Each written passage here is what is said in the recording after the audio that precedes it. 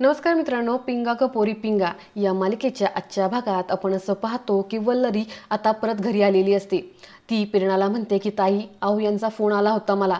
ते मला म्हणाले की हे प्रकरण आता खूप तापलेले, असं अर्ध्यात केस सोडून येण्यापेक्षा केस पूर्ण करूनच परत ये. प्रेरणा म्हणते की वल्लरी, नशिबवान आहेस ग तू, तुला इतका समजूतदार नवरा मिळालाय. वल्लरी म्हणते खरंच ना, यांची साथ आहे म्हणून सगळं काही शक्य आहे. चला आता खूप कामं करायची बाकी आहेत. प्रेरणा म्हणते बर, तो व्हायरल झालेला व्हिडिओ पाहिलास का तू? या गोष्टीवरून राजकारण सुरू केलंय ग आता. वल्लरी म्हणते की हो, पाहिला मी.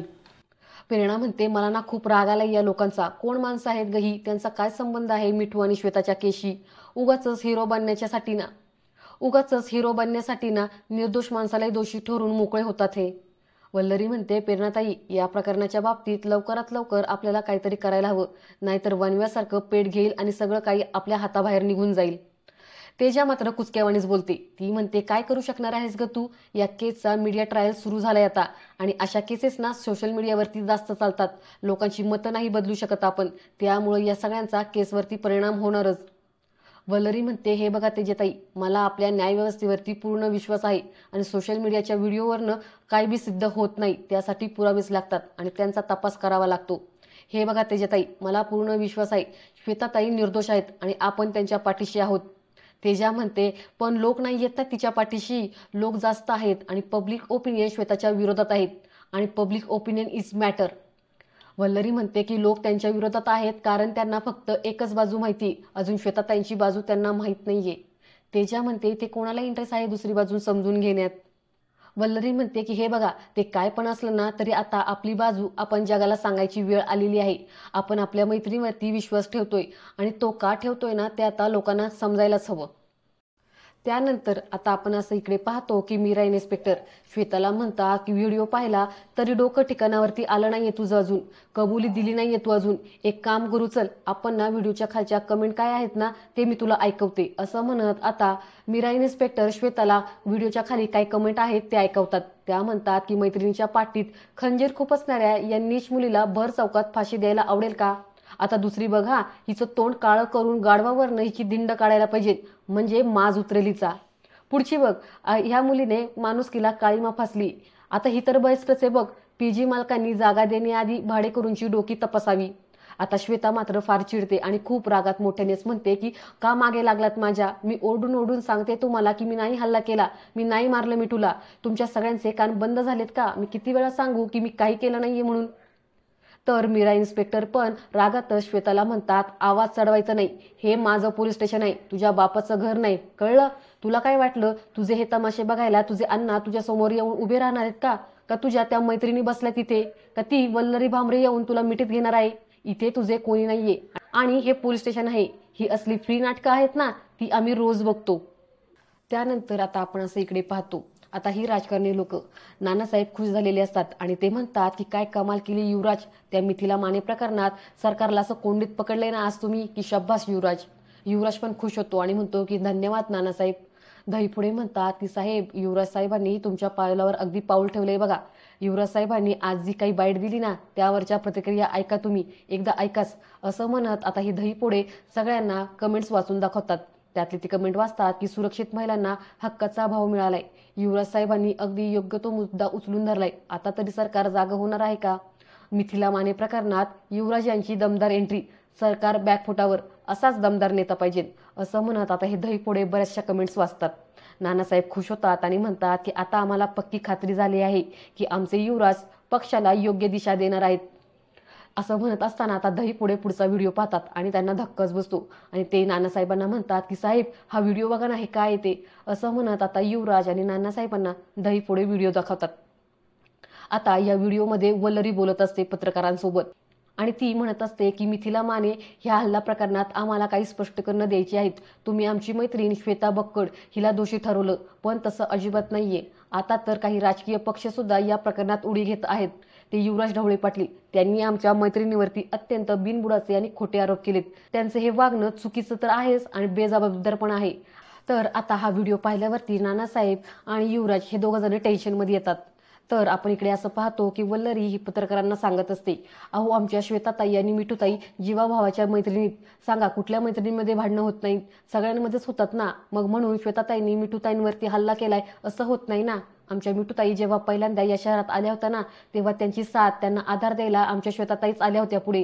आज हे सगळं असं सांगावं लागतंय ना, याचीच आम्हाला लाज वाटते. अहो तुम्हाला खोटं वाटत असेल तर तुम्ही मिठूताईंच्या वडिलांनाच विचारा ना. जेव्हा मिठूताईंना ते परत गावाला घेऊन जात होते त्यावेळेस त्यांची साथ कुणी दिली? आमच्या श्वेताताईंनीच दिली ना. आम्ही सगळ्या मैत्रिणी इथे एकमेकींचा आदर बनून राहतोय, त्यामुळं आमच्या मैत्रिणींवर असे आरोप करायचे नाहीत, नावं ठेवायची नाहीत. आणि अजून एक गोष्ट, कायद्यामध्ये सुद्धा गुन्हेगाराला त्यांची बाजू मांडण्याचा अधिकार आहे. मग तुम्ही सगळे कोण आहेत त्यांना दोषी ठरवणारे?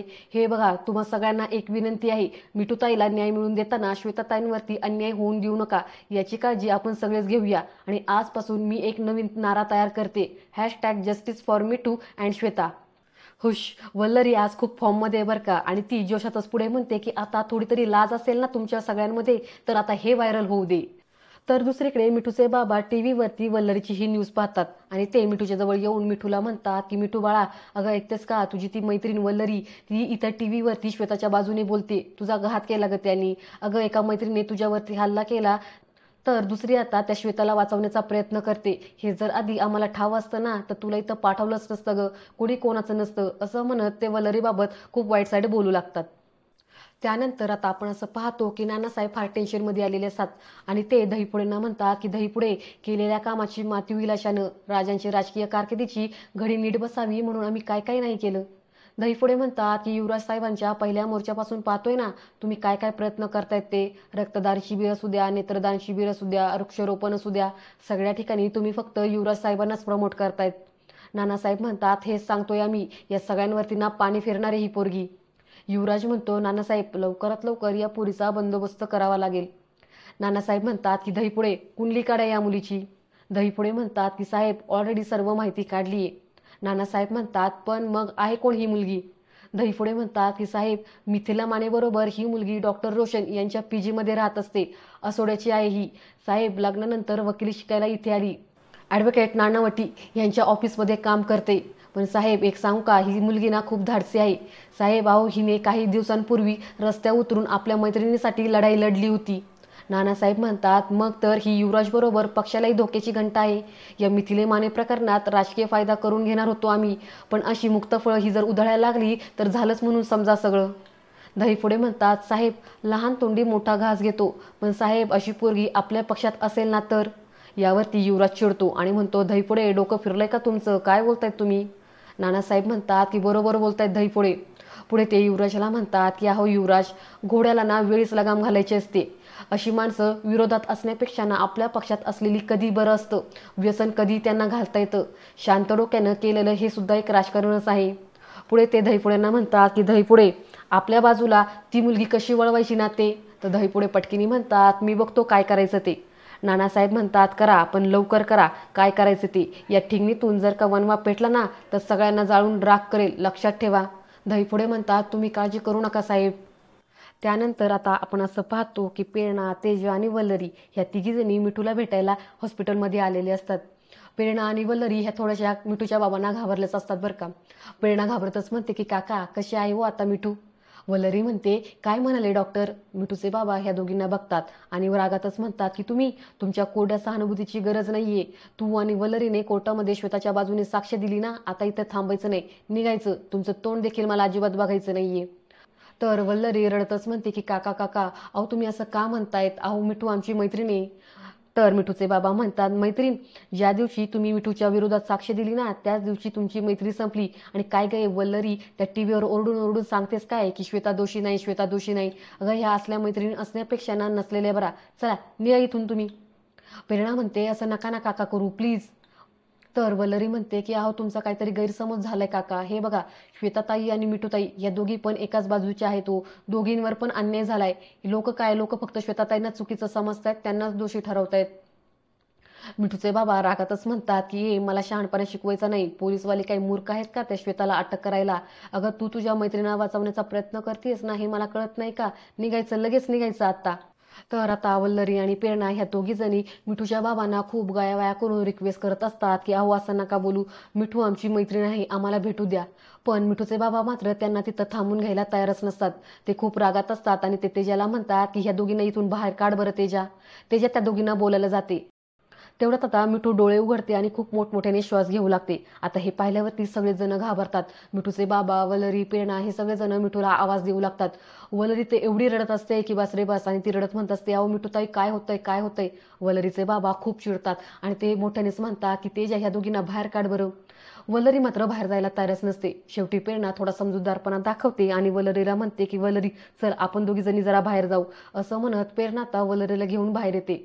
तर तेजा म्हणते की हो मी डॉक्टरांना बोलूनच आणते. असं म्हणत तेजा पण बाहेर येते आणि ती डॉक्टरांना बोलून आणते. तर आता डॉक्टर येतात आणि मिठूला चेक करू लागतात. तेजा आणि मिठूचे बाबा दोघंही घाबरलेले असतात. त्यामुळे हे दोघं जण खूप गडबड गोंधळ करतात आणि डॉक्टरांना प्रश्न विचारू लागतात. काय झालं डॉक्टर, मिठू का अशी करतीये, आतापर्यंत नीट होती, आता काय झालं तिला, तिला त्रास होतोय तर तिला औषध द्या ना, असं का करतीये. तेजा पण म्हणत असते की नॉर्मल आहे ना ती, मिठूला काय असं होतंय, काय झालंय. आता हे असे सगळे प्रश्न विचारून हे दोघं जण डॉक्टरचं डोकं खातात. तर यावरती डॉक्टर चिडतात आणि म्हणतात की एक मिनिट, तुम्ही दोघे एवढा गोंधळ का घालतायत, प्लीज मेंटेन द सायलन्स, शांत बसा, मला पेशंटला चेक करू द्या. पुढे डॉक्टर मिठूच्या बाबांना म्हणतात की पेशंटची कंडिशन एवढी नाजूक असताना तुम्ही असं वागता का.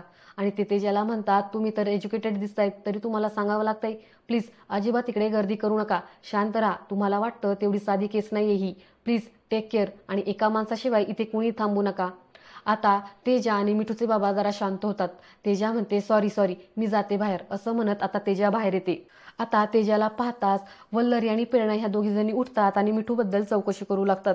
तेजा सांगते की ऐकून घ्या माझं जरा, डॉक्टरांनी सांगितले की इथे त्यांना तमाशे नकोयत, ते फार चिडलेलेत, ते मला म्हणालेत की तुम्ही इथं गोंधळ घालू नका, सो प्लीज तुम्ही पण ऐका माझं, तुम्ही इकडनं निघून जा. खरं म्हणजे मी घरी आल्यानंतर तुम्हाला सगळं काही सांगेल काय घडलं काय नाही ते, पण प्लीज आता ना तुमच्यामुळे खरंच खूप प्रॉब्लेम होतोय, त्यामुळे तुम्ही इथून निघून जा बरं. वल्लरी मात्र तिथून जायला तयारच नसते. तर प्रेरणा तिचे समजूत घालत म्हणते की ऐक वल्लरी, आपण आता घरी जाऊया, ते ज्या म्हटली ना आपल्याला की ती सगळी काही सांगेल काय घडलं काय नाही ते, तर चल आता आपण घरी जाऊया. असं म्हणत आता प्रेरणा कसं तरी का होईना या वल्लरीला तिथून घेऊन घरी जाते. त्यानंतर आता इकडे घरी वल्लरी टेन्शनमध्ये असते. प्रेरणा तिथे कॉफी घेऊन येते. आता वल्लरी प्रेरणाला म्हणते की तुम्हाला मला एक खूप महत्त्वाची गोष्ट सांगायची आहे. मी ज्यावेळेस गावाला जायला निघाली होते ना, त्याच्या आधी मी श्वेताताईंना भेटायला गेली होती आणि तेव्हा त्यांनी मला जे काही सांगितलं ना ते ऐकल्यावरती मला खूप मोठा धक्का बसलाय. आता प्रेरणा घाबरतच म्हणते काय बोलली वल्लरी ती. तर वल्लरी सांगते की त्यांचं असं म्हणणं आहे की हे जे काही झाले ना या सगळ्यामागे अनिमेष आहे. आता हे ऐकताच प्रेरणा सुद्धा शॉक होते आणि आजचा भाग इथेच संपतो. पुढील भाग पाहण्यासाठी चॅनलला सबस्क्राईब करा. धन्यवाद.